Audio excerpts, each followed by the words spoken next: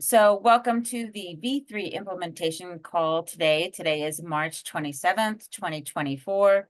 And if you have not already done so, please update your name and the affiliation of your organization. This makes sure that you get credit for attending, and especially if you are a vendor, that you get credit for attending your V3 implementation call.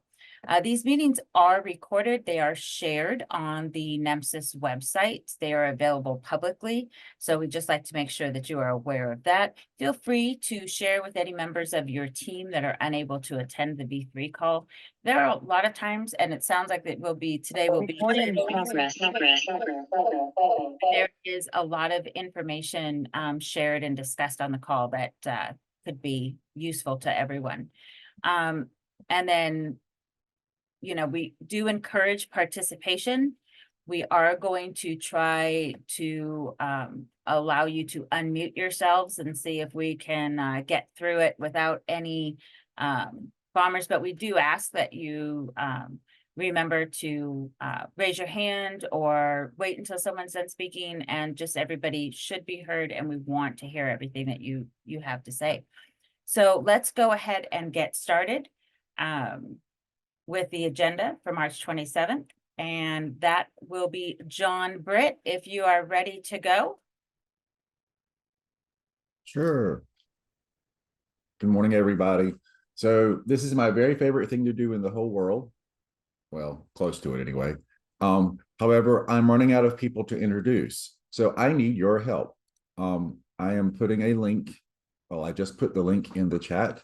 If you have not been introduced, even if you've been here for a little while, but you've never been introduced to the group, please fill out that form and I will reach out to you and get some pictures and some cool information about you. And you will be the star of the show for about 2 minutes on our next V3, possibly. So please do this for me, because I don't like not having anything to do on these calls. So thank you in advance. And that's all I have. Thanks, John. And it is really nice to have the stakeholder introductions. If you have not been introduced before, it is a good way to get to know not only your TAC team so that we know a little bit more about you, but to also get to know your other stakeholders, right? We're all going to get together this year at the annual meeting, and wouldn't it be great to be able to put a few more faces to the names that go along with it? And the introduction is a great way to do that. So I encourage you, and don't be surprised if some of my longtime associates get an email from me encouraging you to take part in that. It is important. We're all a part of this, and we all want to make it better. Monet, that brings us to you if you are ready to go to talk about annual meeting. Yeah, thank you so much. Greetings, everyone. I hope everyone is safe, especially due to the bridge collapsing yesterday in Maryland. We have a good friend up there, the data manager, who actually takes that bridge every day. So we're thinking about you. All right, on to the annual meeting. We are very close to opening the registration site for the NEMSIS annual meeting. The dates are Tuesday, October the 22nd through Friday, October the 25th of this year.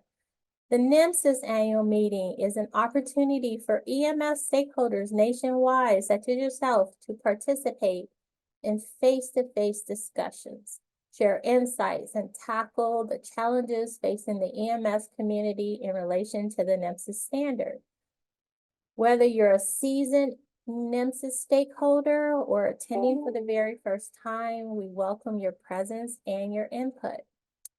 Currently, we are gathering additional information for topics and presenters before posting the draft agenda online.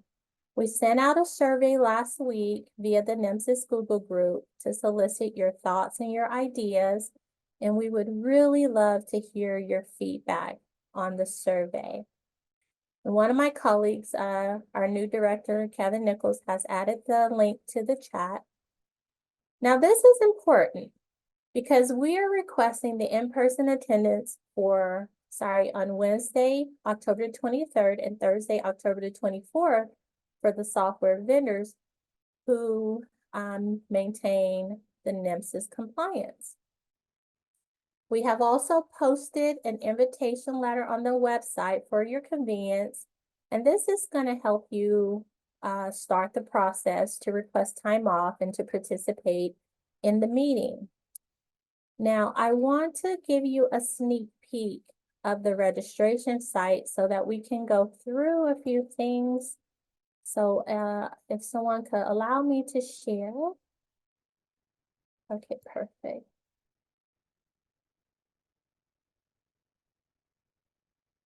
All right, so you should be able to see the registration site here.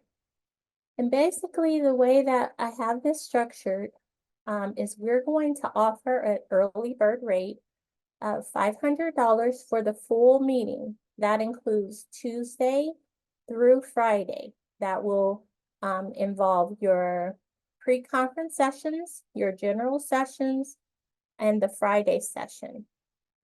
Now, I understand that some people only want to attend one day or maybe 2 days. And so I have it priced out so that you can still just come for the days that you want to be involved.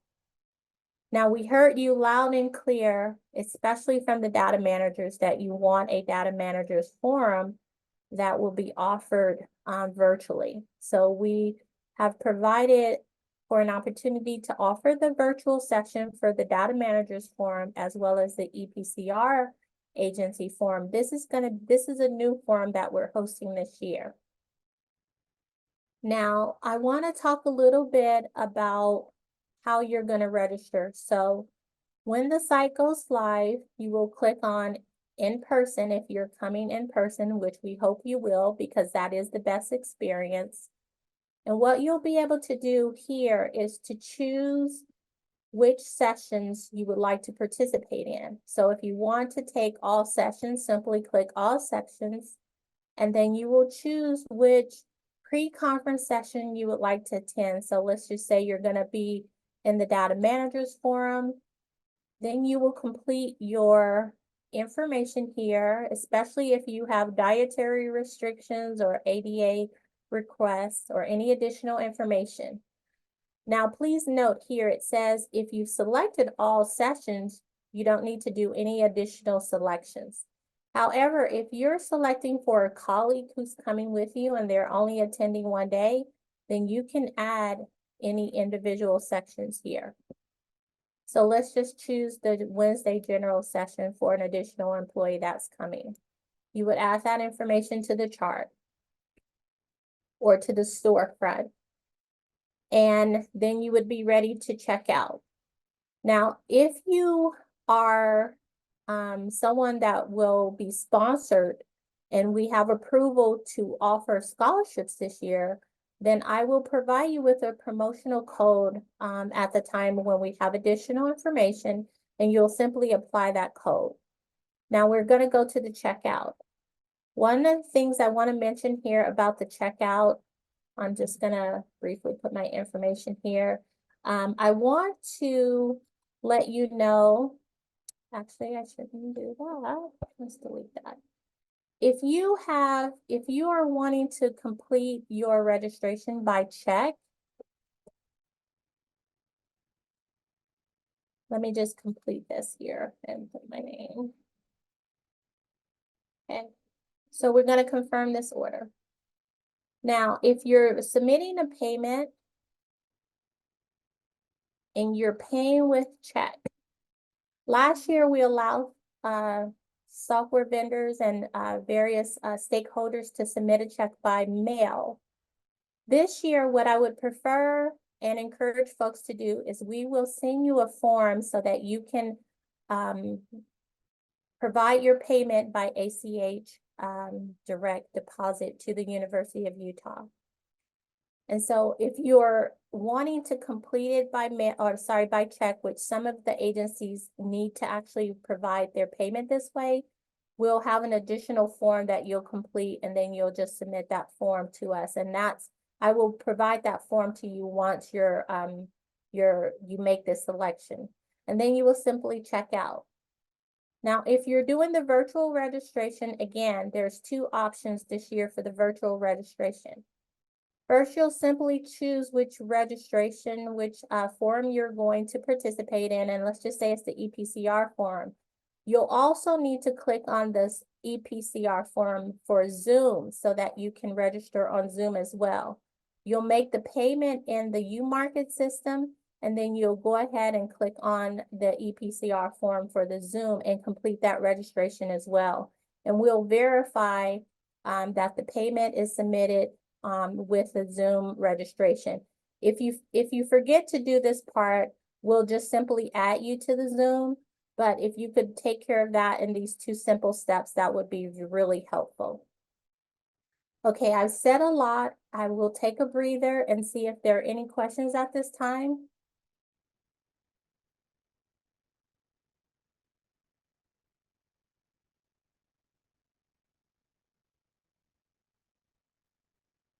Okay, so there's a question about the Connect-a-thon overlapping the other pre-conference sessions. Thank you, Doug, so much for the question. And it looks like Dr. Mann actually responded, and he will talk about that.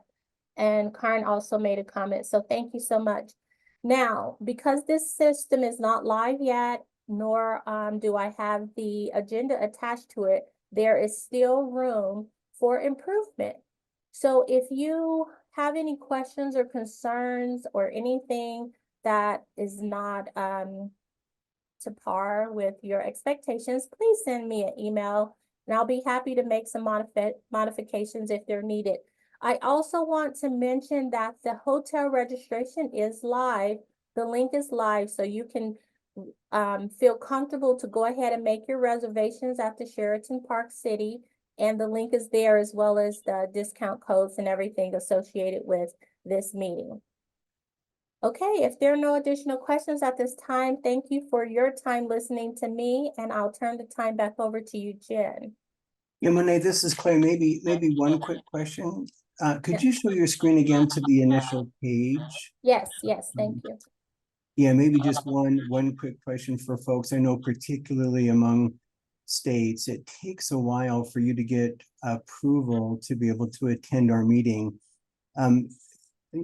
You'll note, let's see, somewhere in here we indicate that if you, oh yeah, in the second, third kind of paragraph area, we indicate that the price increases to $600 if you register after July 31st. That's just to try to motivate folks to be able to move forward quickly with their reservations. Is that not giving enough time for some states? Just wanted to check and make sure that folks felt like they'd be comfortable being able to get this cleared through their states by the end of July.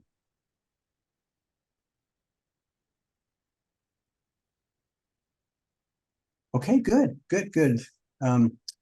I'll assume that data is good then. Thanks, Monet. Just wanted to check on that one point. Okay, and while I am actually at it, I will just go ahead and share really quickly on the NEMSIS website.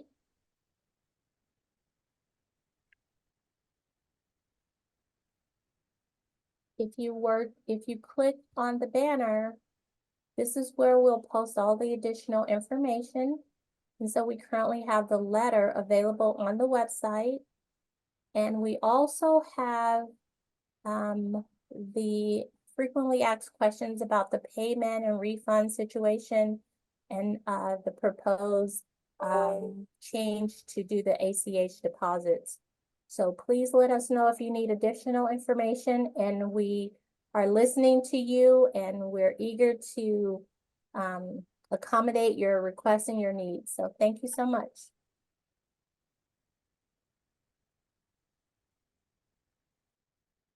Thanks, Monet. And I just want to put out there that Monet puts a lot of work and effort into making that U-Market work as easily as possible for everyone. And I for one, appreciate it. Thank you very, very much. Moving to our next one, it's going to be you, sir, Dr. Mann, talking about ideas for the vendor pre-conference at the NEMSIS annual meeting. Hey, great. Thanks. Great to be with everyone. Thanks for joining us today. Wanted to talk about the idea of us putting together what we're calling and what others kind of refer to as a connect-a-thon during our meeting in October. you'll notice that we'll have a forum for actual folks who are interested in data quality within agencies. There'll be an agency pre-conference, a data manager pre-conference, a vendor pre-conference where the vendors can kind of get together. We have a number of topics that we want to talk about with the vendors together. And then we also had this idea of adding a connect-a-thon, right? So and it's been called a connect-a-thon, a kind of a watered down connect-a-thon is called a project-a-thon by IHE and others. Basically, it's a chance for coders to get together and to concentrate on actually developing the code between their software and, for example, an EMR, an electronic medical record, for example, a hospital system. They are also present in the room, and coders actually work to complete connections for patient lookup, for document exchange, for security and privacy. It's an opportunity for coders to kind of work out the actual code to help with interoperability in the room with Cerner or Epic present in the room. So we've been trying to frame this up a little bit. It's a bit of an expensive endeavor, and we have a couple of ideas as to perhaps how to present this pre-conference on interoperability. And I just wanted to get a feel from the vendors in the room if they would like one approach over another. So one approach is to have a full-blown kind of project-a-thon where we have software developers in the room. We have developers from networks, from HIEs, and from hospital EMR systems in the room all together coding for a day. That's one idea. The other idea, perhaps if folks don't feel like they're ready for that or they're past that, kind of another idea is for us to bring in representatives of QHINs, right? So TEFCA, which is really going to be the Trusted Exchange Framework and Common Agreement. What TEFCA stands for, it's the standard by which we'll be interoperable in the future. And there's been some QHINs, some qualified health networks within TEFCA that have been identified. No2 is a great example. Actually having them come and talk about how they plan to bring EMS agencies or companies or EMS software vendors under their umbrella within those QHINs. What that would look like, what are the costs associated with that, what programmatic code needs to develop to join their QHIN. So those are the two choices. And to answer Doug's question, it would be at the same time as the vendor pre-conference, with the idea that we thought if we did kind of a connect-a-thon, if we did a project-a-thon, we'd have different people in the room, probably coders from the individual agencies that would come for that session. So I'm just going to open it up for comments. We'd love to do one or the other, or if folks feel like neither of those approaches would be valuable for a one-day conference, we're happy not to do it. So we'd love to hear comments from any of the vendor community.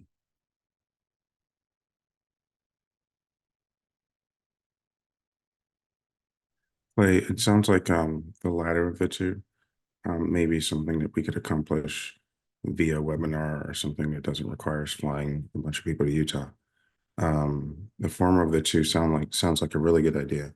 I think that to get the investment from the vendors, because those folks are pretty expensive to do a side project, then I think we would need to make sure that we get buy-in from Epic and Cerner and those players before you'll see a major investment from any of us. Yeah, thank you, Ken. Good thoughts. Thank you. We're in kind of a contract development with IHE right now to see if we can actually afford to have a project-a-thon there, and they would also be the organization that would help us. Just like Keenan said, it would not be valuable unless we truly have the Epic and Cerners in the room, right? So we'd work through IHE and their connections to make sure that we could could get those folks there, and they may be paid to be there, right? Just to make sure that we have the environment for the coders to be effective. Other vendors, groups have comments?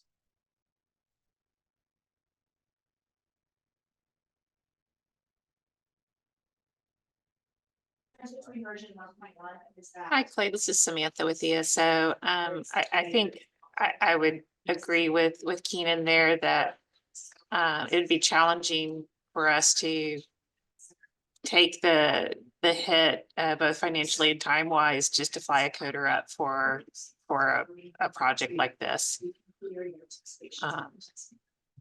Like if we could do it virtually, I think we would are much more likely to get participation there. And Clay, there was a comment from Zach with RAM that said he agrees with Keenan as well. Okay, great. Yeah. Yeah, good comment. So let's flush that out a little bit. Yeah, if we did have, QHINs come, for example, No2, I know they have interest in connecting with the pre-hospital setting and adding them to TEFCA and to the network that's coming. That could be done virtually, you're right. And so maybe it would probably also be a different audience though, right? You probably wouldn't have your coders listening to that, because that may be just a conversation about what you can anticipate, would happen if you went to a QHIN to actually join the network. So it might be a different audience as well. I'm kind of hearing that it may be tough to get coders to come to Park City for a day to actually do some coding. Anyone, it sounds like kind of everybody is in agreement with what Keenan said from Zoll. Any other comments? And I apologize, Doug Butler also said agreed with Keenan as well. Great. Okay, well, that will help us. That will certainly help us. We wanted to offer that if there were some folks that were kind of, having a hard time breaking into this, to this world of being able to be interoperable with these EMR systems, or if there were like bottlenecks in any like patient lookup or security issues or document exchange issues. And it's been a little hard for us as well, right? Because ONC wants us to move to FHIR, right? And to make those kind of profiles of it, those coding profiles available. But of course, most folks are still, using the CCDA kind of approach. So we were going to concentrate on CCD and CCDA. Yeah, okay. Right. Clay, I would just, it be helpful to, for a few of the vendors, if they'd be inclined to do so, to send us those types of notes in an email to give us that information that we could then share and kind of inform how we move forward on the Projectathon, Connectathon? Oh, you mean I provide notes about what, Jen? About what they just talked about, what would be most helpful for them, what their pain points are, so that we can maybe see if we can create it in a way that approaches those thoughts and concerns that they have. Yeah. And Keenan, I think you were going to say something as well. yeah, I don't want to poo-poo on the whole idea. I think that it's a great idea. I think the value add needs to be justified, right? Like, so likely more than one day, right? Because these guys are going to lose a day getting out there and a day getting back, and they're, like I said, they're expensive folks. So a multi-day thing, more organization, and we just have to justify it. That's really all I'm thinking. Okay, that's actually helpful, right? The idea of a Connectathon or Projectathon is a pretty big kind of undertaking, right? Making sure that the kind of the server space and the people are all there together to be able to help with the actual coding. So maybe it is kind of a couple-day thing. We'll wait and see what we get back in regards to an estimate from IHE. And perhaps maybe if that's really completely kind of staffed by IHE and other folks, we could do something multi-day. So we'll more look into or continue to look in that. And Karen raises a good point too. Maybe the Connectathon could be down in our TAC offices, which is right in Salt Lake City, right? So they don't could just leave the airport and be at their hotel in 5 minutes and be 5 minutes away from the TAC office where we'd have space to do it and server space. So that's a really good idea, Karen. We'll check and see what the cost comes in at. And this has been helpful. If we ended up doing the second idea, right, and that is having some folks come in from ONC to talk about TEFCA, having some QHINs come in, No2 and others, and say, hey, we're now QHIN, here's how you'll be connecting to us. We could roll that just into the vendor meeting as well. So maybe we wouldn't have to have a separate meeting for that. Is that topic, would that topic be helpful to vendors, right? To kind of talk with QHINs about how they see connections will happen. Clay, I think the whole topic of QHINs and the ONC objectives would be a great topic for the NEMSIS annual meeting. That Okay. I guarantee states probably would find this information interesting, what the future of interoperability looks like. I'm not saying this is a 3-hour discussion, but it could be a 45-minute to hour presentation that I think would benefit everyone. Perfect. Yeah, Doug, I think you're right. That's a really good idea. Maybe to have that in the general session. And we have an ONC representative coming, so we plan to do that at some of them as well. So that's helpful. Eric, I saw your camera come on. Did you have a comment? Okay. All right. I want to make sure you're heard if you want to share a comment. Good. Okay. Great discussion. We'll move forward with our planning. We'll make sure that we have a good, strong representation in regards to interoperability up at the meeting, and we'll keep you advised as to what that looks like. All right. Thank you, Jen. Thanks, Clay, and thank you everyone for joining in on the discussion. So next we have Chris Hoffman. He's going to talk to us a little bit about how the TAC communicates with all of our different stakeholders and the software we use to do so. So, Chris? Perfect. Thank you, Jen. Can you hear me okay? I assume so. Yes. Perfect. So just a quick update here. We are moving over our communication, our mass communication over from the Google group over to a product called MailChimp. You may be familiar with them. They are very similar to Constant Contact, other email vendors. This is the one that had the right features and everything that we needed.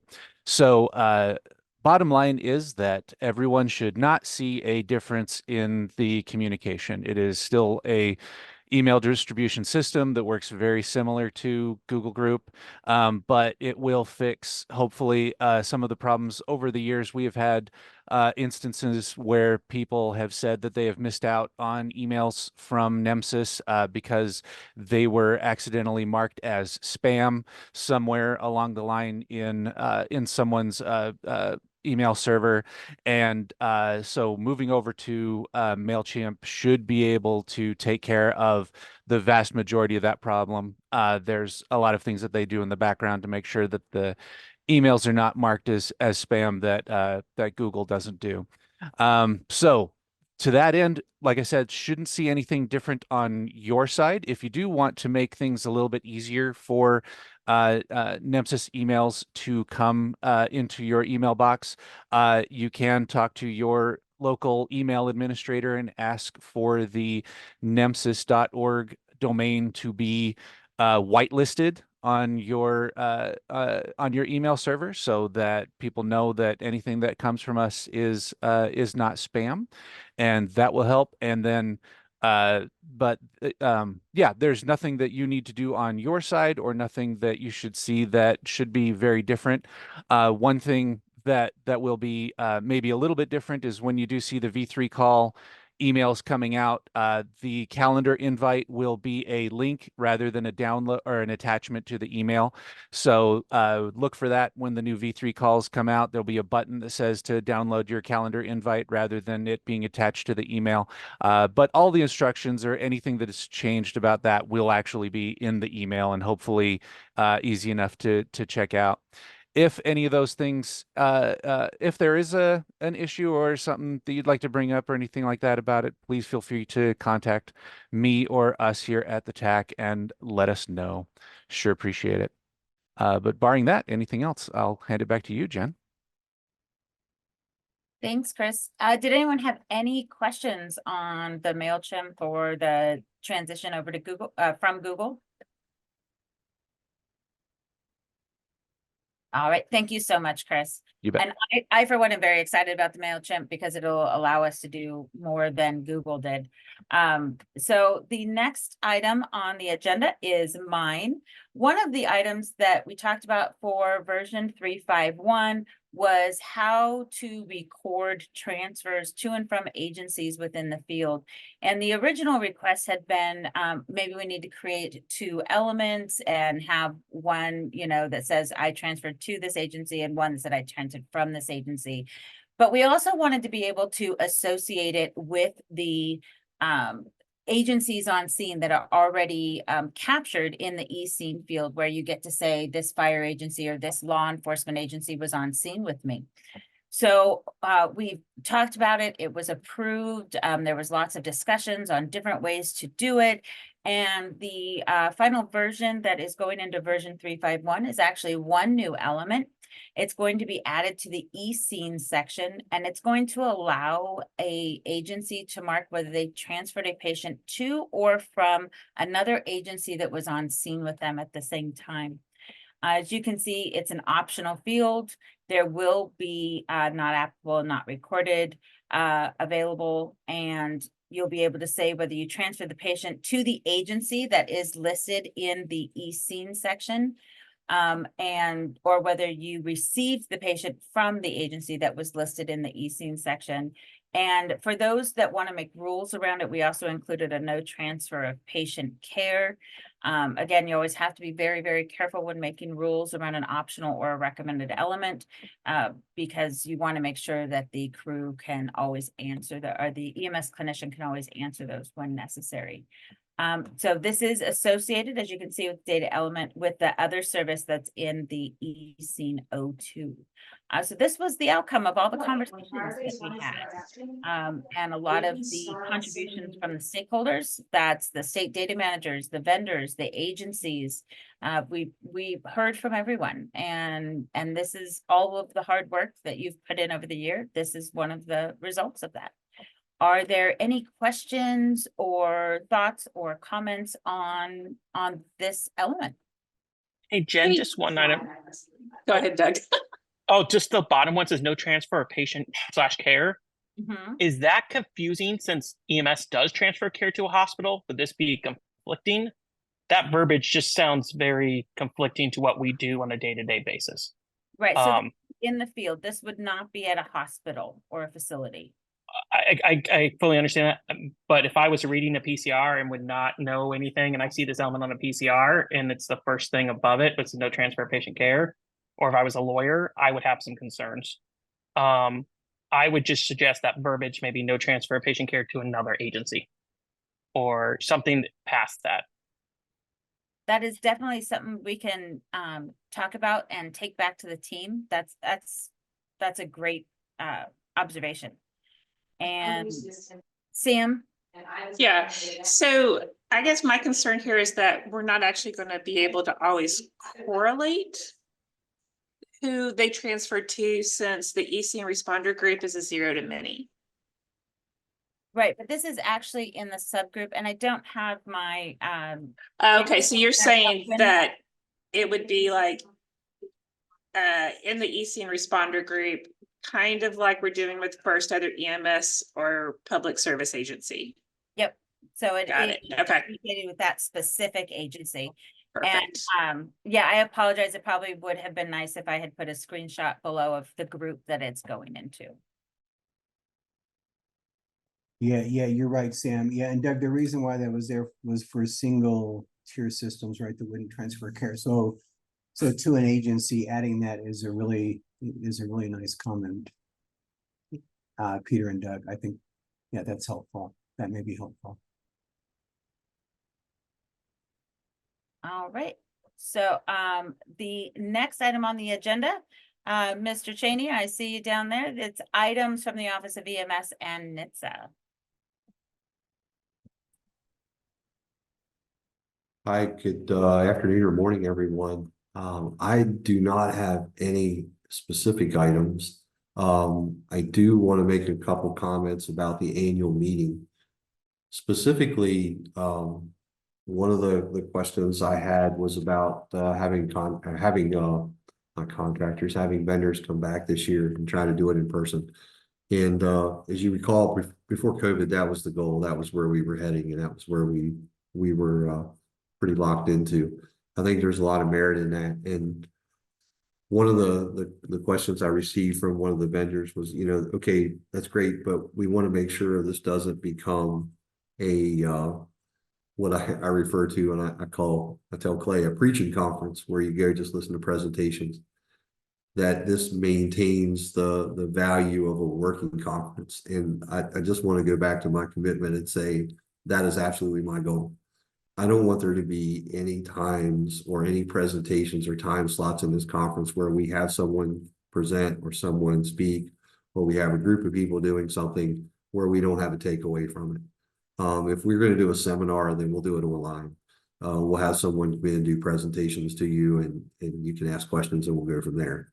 My goal when we complete this is that we spend a lot of time going back through listening to the audio recording or looking at the notes that are taken by numerous TAC members in each session and trying to figure out what the deliverables are. In some cases, we have questions going in and we're getting responses for you that really help shape what we do. In other cases, I do have to point out, it may not be obvious to you that there's a takeaway from it, but there really is. And a lot of that time that's related to me in terms of resourcing, like what the priority is. Just hearing, and a good example is the conversation we just had about the pre-conference, the Connect-a-thon thing. We're going in, we're proposing that because we think that's a good idea for especially some of the smaller vendors who may not be able to participate in some of the big Connect-a-thons that are held throughout the country, again, because of expenses and a lot of the things that were just listed here today. So we're always going to offer up things like that, but I appreciate the feedback to say, hey, look here, it's not really feasible for our companies to send someone there for one day, especially the people that are going to do this work. It's cost prohibitive. There's other ways to do it. That's the kind of thing that I need to take away from this. Just yesterday afternoon, I had a conversation with Clay about a whole bunch of things for the upcoming year. And believe it or not, in the federal government, we're already planning next year. In fact, I've already budgeted for next year and projected the following. So I've joked with some of you, my crystal ball is a little fuzzy, and the way IT works, as you all know, trying to project what's going to happen 2 or 3 years down the line is virtually impossible, yet that's what the government requires us to do in terms of funding and projects. So what you tell me is extremely valuable, and what we discuss in these meetings and having you there in person is essential for planning purposes. And I like the feedback. I don't care if it's negative. Sometimes you just have to hear it. Sometimes it's the help that I need to go to my leadership and bosses and say, hey, look, this is what I'm being told. This isn't Eric Chaney going into your office just in a bad mood trying to create something. This is what the vendors are telling me we need to do to move forward. Having ONC, USFA there to talk about NERS and others help us understand what we need to do to move NEMSIS. And the last thing I'll say on this is, as you know, government is extremely agile. We move very quickly, and we're able to just turn things around on a dime while everybody else, kind of watches. And I'm just joking. The bottom line here is, things do not happen fast. So the further I can get out ahead of something, the better off I'm going to be. We've talked a lot about fire FHIR and whether or not we're going to make this move and how we're going to make this move and how that should be done. So you can bet there'll be questions about that kind of stuff. Community paramedicine is going to be a big thing. Last year, we talked about the individual, the provider ID numbers that registry is creating and how that fits into the governor's compact and work that's been done there, how all that ties into NEMSIS and getting the value back to the clinician. All those things just keep moving up and down on the priority list, both in terms of doing it and funding. And sometimes, the availability of funding right now through DOT on traffic crash records things are it's pretty significant. And a lot of states have taken advantage of that. And we've tried to take advantage of that at NEMSIS as well. So those are sort of the things that, as you start to think about this conference, what it means to me is getting your feedback. And if there are sessions that you think that we should be adding to this agenda, I mean, now's the time to say. If there's 3 or 4 of you that get together and say, hey, we really need someone to come and talk about this so we understand what to do and how to plan for our software product to succeed in the future, let me know what that is. And we'll reach out to those individuals, and if possible, if humanly possible, we will get them there. I'll stop there and just ask if there's any questions that you have for me on the conference or what I just said, and then I have one more thing, Clay.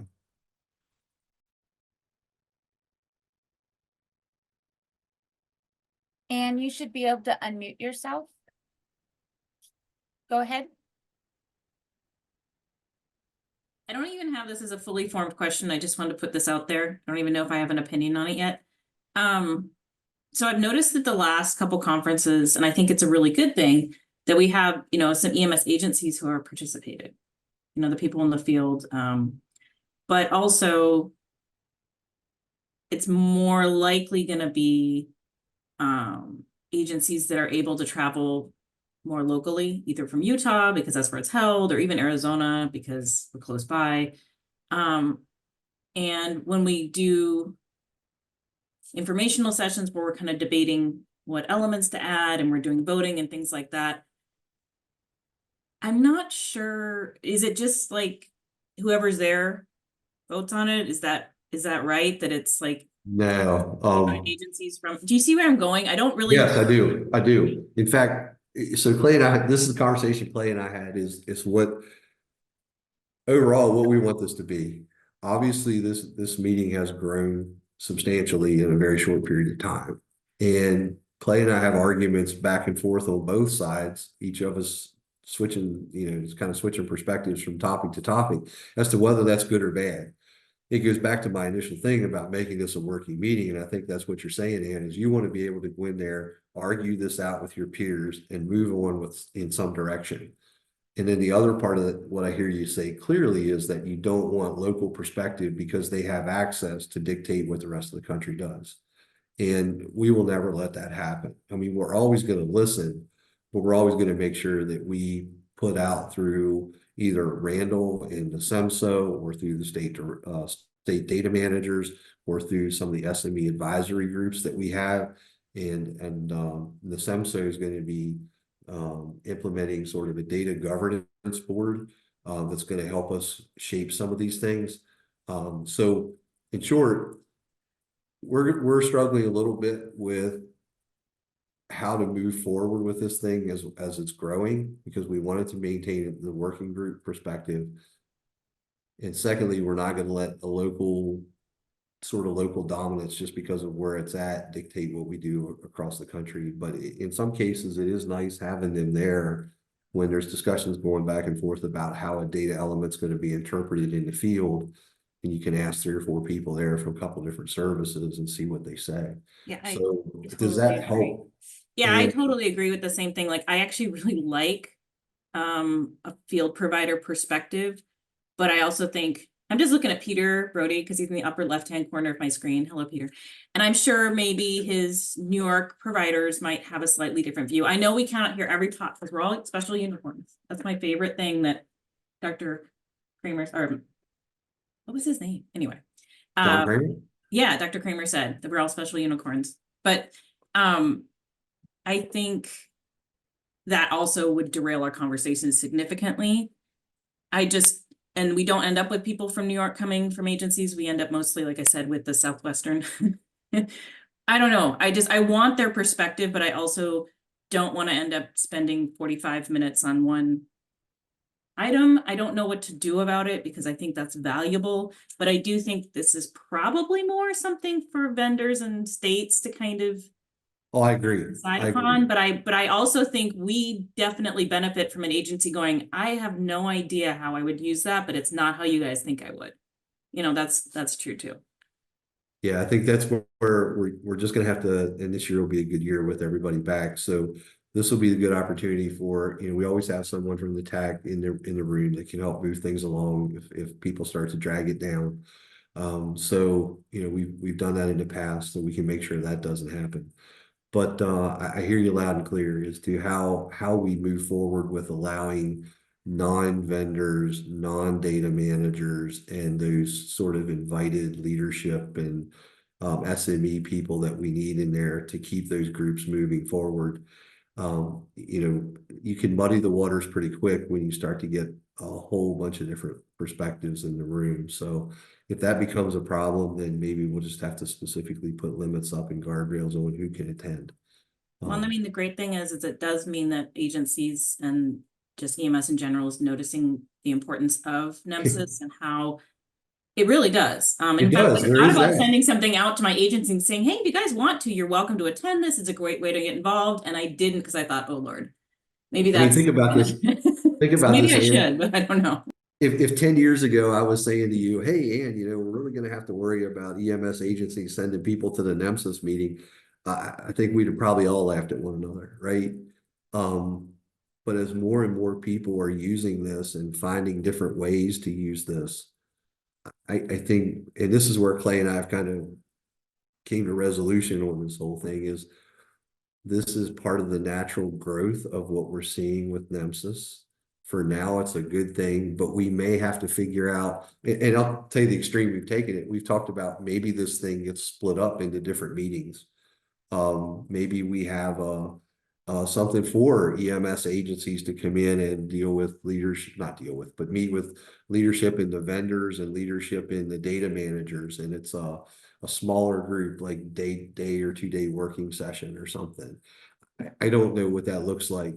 We've taken it to that extreme as far as the conversation goes, but I think this year we'll see how it plays out. We'll see who actually attends, and then the following years we can sort of adapt. But I completely agree with what you're saying. So Eric, there's a note from Tina that says, consider a virtual regional meeting for agencies.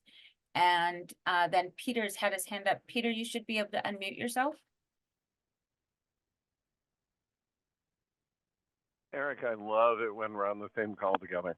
But my the primary concern that I have, and I completely appreciate Ann's point and agree with her on both aspects and not being overwhelmed by the regionalization just because the TAC happens to be located out in the beautiful land of Utah.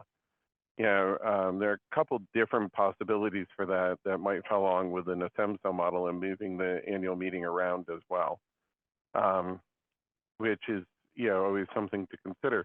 But the primary thing I would like to see is, we have 17 software vendors in New York State, and that time at the TAC where I'm either going, having a drink with James Fox from Sancio, or sitting with my, with the Image Trend colleagues, or greeting Samantha for the one time a year I actually get to, Samantha Helge, for the one time a year I get to see her in person. Those conversations are crucial to what we do and becoming more acquainted. I finally met someone from Creative EMS, which is headquartered on this side of the country. I finally met that person in person at an NEMSIS TAC annual meeting. And we were able to sit down and have a conversation about where we are with our software, where they are with their software program, and where we're going in New York, and actually develop a better working relationship just by being in person. and saying, hey, this is really where my frustration is, or this is really what I'm hearing from the field, and let's have that chat. Because one of the things I've learned over time, with our state councils, it's not just the meeting, it's not just the conversation in the meeting, it's the conversations outside the meeting and the productive relationships that are rarely cultivated simply only by phone calls. Or conference calls or webinars. Whenever I meet with the tech, my group is always on camera. That's a requirement that I have. But when we go out to meetings, when we meet with the tech, I get to see Jen, who I adore, and I miss being at GMR. Just don't tell Keith Finch that, but these are the relationships that have developed, and they make the working relationship that much better because it's a stronger relationship. And it's disappointing to not see as many of the software vendors out there. I get that Park City is gorgeous and beautiful, and that is the freshest and cleanest air I've ever breathed in my entire life. And no, I'm not moving there. No, I'm not retiring to there because I can't afford it. New York is expensive enough. But it's a beautiful relationship that they can develop. And I see Image Trend, I see ESO, I go to Connect, as a good little customer should. But at the same time, I'd like to meet some of the other people and sit down and say, hey, this is where we're going in New York. How does this comport with what you're planning to do? Or what are your plans in New York? I'm not going to go and tell your trade secrets to anybody. I want to understand what I can expect from you in the future. And those conversations are much easier to have in person than over the phone. Yeah, no doubt. And I'll tell you, Peter, one of the things, we toyed with like a formal dinner one night and some other things. And we decided to just keep the activities the way we did them instead, because so many people go out in the evenings and use that time for just what you said, to meet with people and talk with people that don't typically have the opportunity to do that. So I hear you. Let's see if I can't work on a way to facilitate some of that moving forward.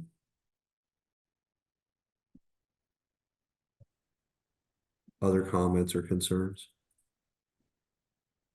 Ridgely in Massachusetts did ask about the agency session, about who we're inviting, if it's the folks in the agency, a subcommittee, or others, to the agency forum, and who's being invited from the agency. I don't know that we have a list at this point. I know that we would probably focus on some of the agency people that we have from our SME advisory panels, people like Sundown, for example, and others. So if you have recommendations or something, let me know. Yeah, and that was literally just for our providers, our clinicians that show up at the meeting, for them to have an opportunity to kind of meet together and talk about, the use of NEMSIS data, the issues they're facing in regards to the standard or to vendor questions. One of the ideas you'll find when we get these subcommittee or the pre-conference kind of agendas together, one of the things we heard loud and clear last year is time, like Peter was talking about, to kind of meet together, kind of interject. So there will be a time during that pre-conference day where all three groups, the vendors, the data managers, and then also the providers will be brought together to mingle, to talk based on some specific topics. So I hope that answers Rich's question.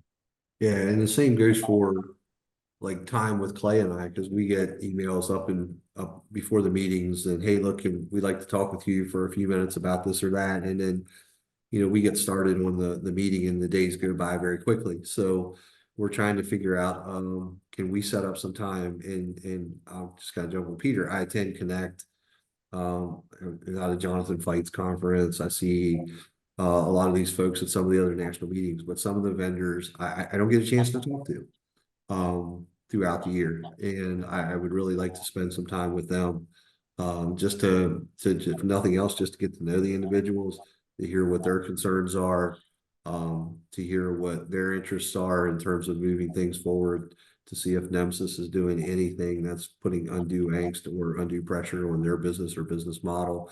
We're very aware of those things. We do listen. So you'll hear more about that as we go along. Any other questions about the conference for me? If not, I'll take on my last topic. So the only other thing I wanted to mention to the group, there are a lot of you that are working with states or with localities on DOT grants. Thank you for doing that. Thank you very much for doing that.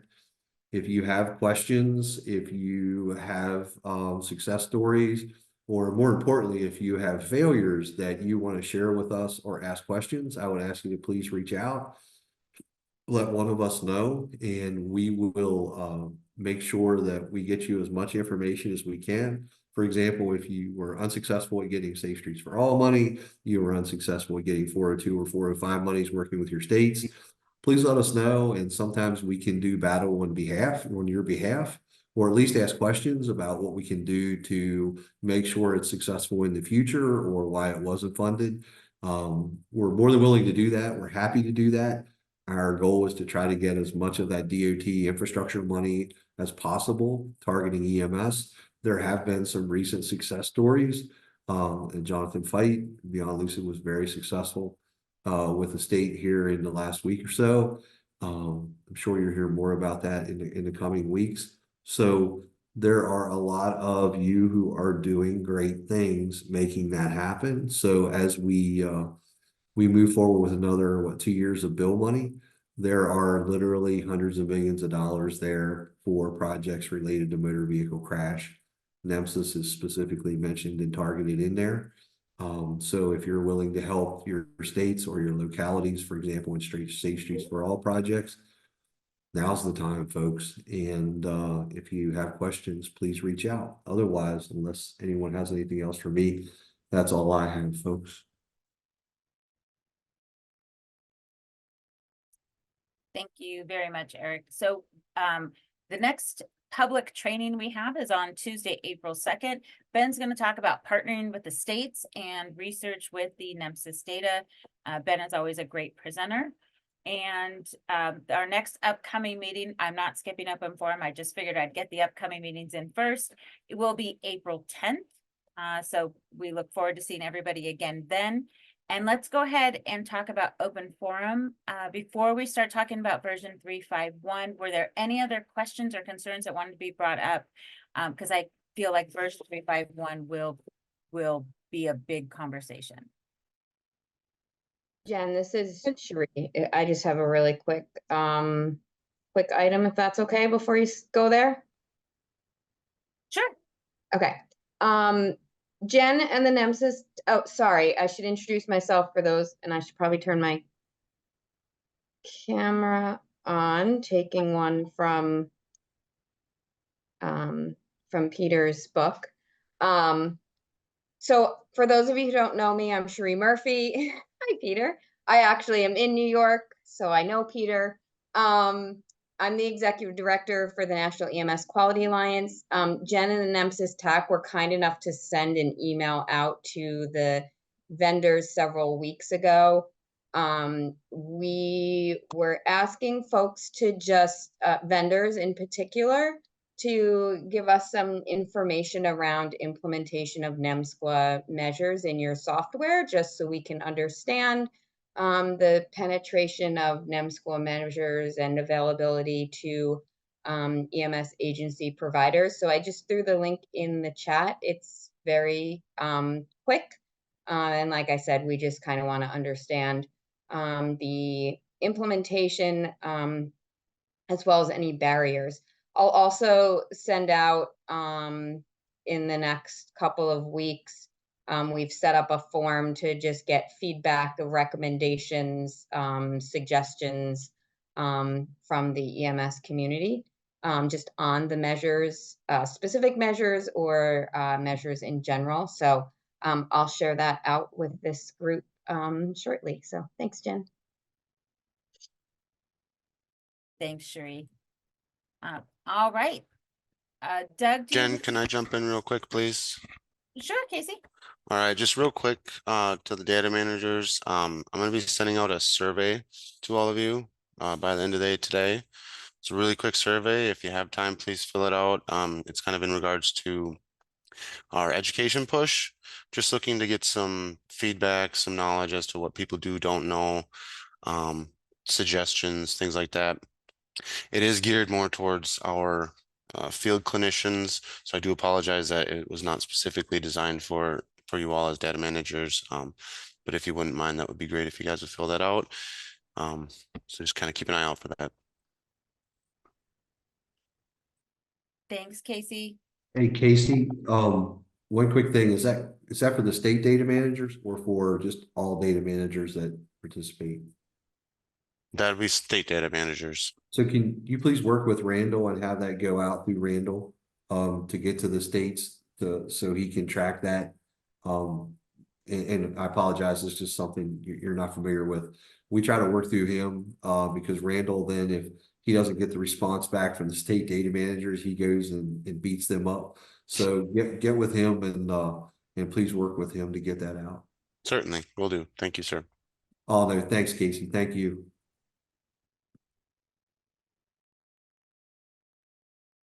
All right, thank you very much, Casey. And let's go ahead. Doug, we are in open forum. Let's go ahead and talk about version 3.5.1. Yeah, thank you, Jen. So 2 requests. Number 1, can we get 3.5.1 as a standing item on the agenda? I haven't seen it in several months, and I want to march back these timelines and make sure I have them right. The adoption of 3.5.1 is January 1st, 2025, which is 9 months away, 9 months in a week. States are encouraged to give. I don't interrupt you really quick, but the estimated timeline on there is just an estimate. So I don't believe we have the dates yet. And Clay, please feel free to jump in, but I don't think we have the absolute dates of when we're releasing the 3.5.1 yet. Yeah, no, you're correct, Doug, and yeah, thanks for pointing that out. Right, as we move forward with this revision, we may be modifying those timelines. So yeah, thank you for pointing that out, Doug, and go ahead and make the point. Okay, so okay, I'll add that there. So we're 9 months in 1 week. So states are encouraged to give vendors 90 days notice of schematron changes, which would push it back to October 1st this year, which means, and NEMSIS is committed to vendors having 6 months of development cycle to develop that, which would push back the release of 3.5.1 to less than 1 week. I know, Peter, I know, just saw your comment. I know that we kind of all agreed upon that, but it's not really enforced. But my concern is if the 3.5.1 dates are not set in stone, that needs to be communicated out. I'm just a little worried for setting roadmaps and expectations, and from the vendor side, we want to make sure we have everything that we're ready, so we're not kind of rushing like we did with 3.5, and as much notice possible is going to be needed. And so, thank you, I appreciate that. And if we can get this as a standing agenda item, I'm a little shocked it's not on the agenda. It hasn't been on the agenda for at least 5 months. It should be talked about every meeting. Yeah, Doug, it's Clay. Good point. Yeah, we'll make sure it's a standing item on the agenda. And one of the first items let's cover is to bring back to this group the idea of developing a kind of a calendaring for moving forward with it. I think that'd be a good first step. So let's plan on doing that. We'll before our next meeting on April 10th, we'll try to get an idea of where we are with our internal team who's working on the development of 3.5.1. So we can help you folks know when resources and artifacts would be available for the vendors to start working and for the states to start reviewing.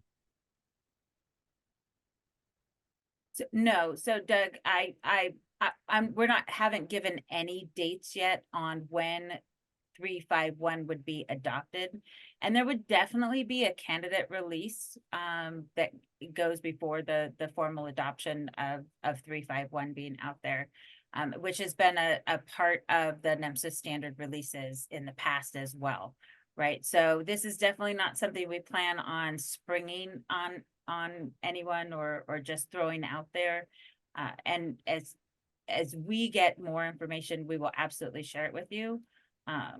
for sure. Jen, can you guys remove the document from your website with the timeline then? Because I think that's where we're being asked. We've had a couple states saying, actually sent us that document on the NEMSIS timeline from your website saying, hey, this is the 3.51 adoption. What are we doing to go live with this? And they're referencing that date that's published. I think that would help clarify, or maybe put some asterisks next to it and say, hey, this is a proposed date, not the reality date. Okay, yeah, I will definitely take that back and talk about it with the team about how we can adjust that so that it's clearly understood that that is an estimate. Yeah, That thanks, Doug. definitely needs to happen, Jen and Clay, because I have a guy who has nothing else to do with his life but than to complain about everything he reads on your website and how he compares it to New York and how New York may apply different definitions or different timelines and New York does what New York needs. There's a very busy city, 3 hours south of where I live, that takes some time to develop. Oh, well, why aren't you doing this? Why aren't you doing this? Why aren't you doing this? And he railroads every single one of our discussions with, this is what it says on the NEMSIS tax site. And I'm like, take a deep, easy breath. I'm the one that runs it for the state, and that's what we're using. So things that don't lock us into these unwelcome conversations on our site are greatly appreciated. Thank you, Peter. That's helpful. Thank you. The positive comment side of that, Clay, is that they read what's on your website. Right, that's right. Thank you for the silver lining, Peter. Were there any other thoughts or comments about version 3.51 or questions that folks have? Doug brings up a really good point that we haven't really had it on the agenda or talked about it in a little bit. So Jen, this is Gavin Sussman with Texas. How are you this morning? Good, how are you doing? Good, thanks. So I'm just trying to understand, I guess, a little bit about NEMSIS 3.5.1. So I know that when we deployed NEMSIS 3.4, a lot of our states continued collecting 3.3.4 and just translating to 3.4. If we're not ready yet, is that an option if we're collecting in 3.5 to translate into 3.5.1? Or are we going to actually have to adopt a schematron change? And Judy, if you know more, feel free to hop in.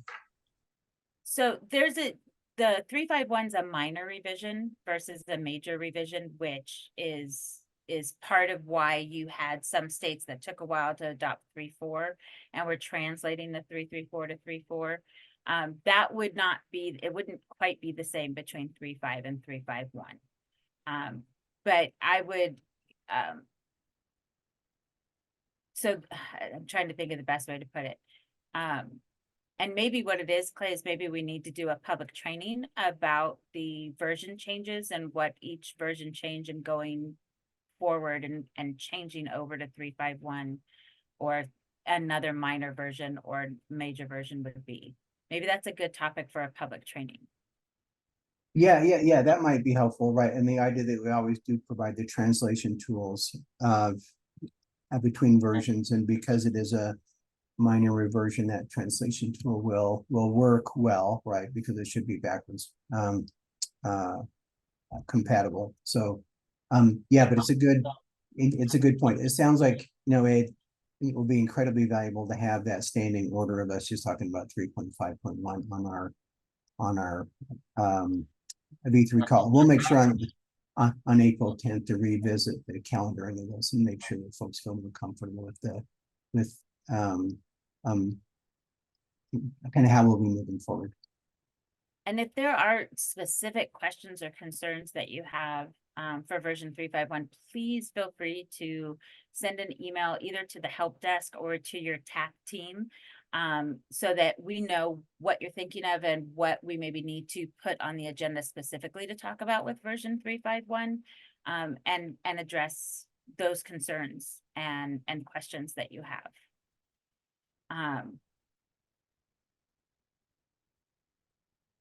That definitely helps. I really appreciate it, Jen. Sorry, I saw a chat come up and I wanted to make sure if it was, Cherie also suggested that a training on how the changes get identified and approved and that process. And that is a public training that we've been working on to get out there for folks as well. Were there any other questions for open forum? Again, it doesn't have to be version 351. It could be anything. You've got a couple minutes left. Jen, this is Lauren from Zoll. Hey, Lauren. Hi. This is not in regards to 351, but more so that we're working through issues that still exist with 35.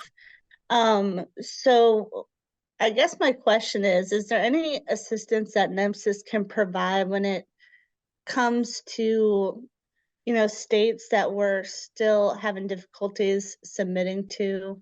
If the data is not getting to the state or you, I was wondering if there's any kind of assistance with like problem solving or assistance to the vendors, I guess.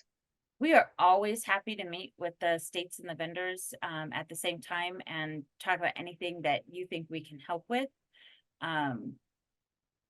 Absolutely.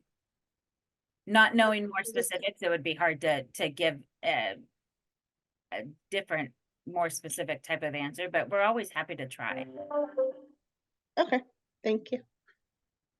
And I also had just one small request. It's probably not small, but as we worked through the 3.5 transition, there's some states that have the regions, or more specifically like California with the NEMSIS, that have different resources, and but they also have like hard deadlines and things of that nature. And so one of the things that was difficult, I know for myself, was trying to communicate and receive all of those different resources and who was required to report where. And so one of the things that I think would help is if we could have, again, more so for California, but like LEMSA or region specific pop outs on that map page. Because those LEMSAs, I mean, if we're putting that stuff into our system, I think they should have to go through the same standards that the states do. And also, I believe it would help the vendors be able to find that information more readily, as well as our development team. So I was just wondering if going into future transitions, if it's possible to have something that is either region or LEMSA specific, where they can post their resources as well. That is a great suggestion, and it's a good idea. We can take it back to the team. I don't know would be the answer I could give today, but we can talk about it. That's okay, I'm just putting it out there. Yeah, it's a good idea. It's a great idea. All right, I'm all done. Thanks, Lauren. Are there any other questions or anything that the TAC can help with?